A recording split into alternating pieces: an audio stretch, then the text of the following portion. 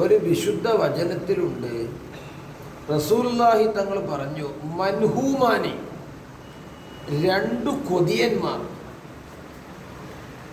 വല്ലാത്ത കൊതി, ലാ യശ്ബഅനി, രണ്ടു പേർക്കും തികയില്ല, അല്ല ഇനിയും കിട്ടണം ആർത്തിയിലാണവർ.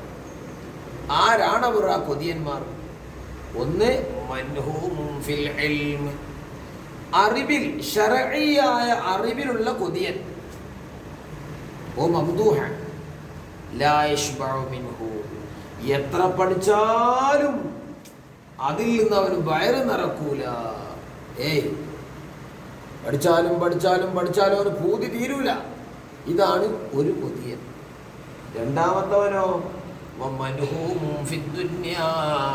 ദുനിയാവിലുള്ള കൊതിയൻ, ലാ യശ്ബഉ മിൻഹാ, അവനെന്താവൂല, ദുനിയാവ് എത്ര കിട്ടിയാലും അവന് തികയില്ല, പള്ളറിയില്ല. മരിക്കുന്ന സെക്കൻഡ് വരെ ദുനിയാവിന് വേണ്ടി അധ്വാനിക്കുക. ആരെങ്കിലും അധ്വാനം നിർത്തിയൊക്കെയുണ്ടോ?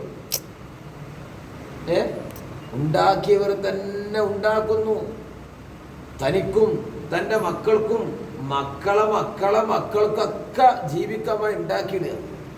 അതിനു വേണ്ടി നിസ്കാരം ഖളാക്കും, കടപ്പാടുകൾ ഒഴിവാക്കും, ഫർള് ഐനായ കാര്യങ്ങളൊക്കെ ഒഴിവാക്കും. ഇതാണ് നമ്മളെ അവസ്ഥ.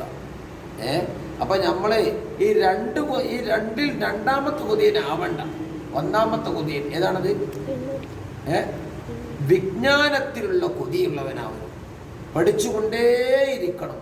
അള്ളാഹു ആ ഒന്നാം കൊതിയന്മാരിൽ നമ്മളെ ഉൾപ്പെടുത്തി തരട്ടെ. വൽഹംദുലില്ലാഹി റബ്ബിൽ ആലമീൻ. വസ്സലാം.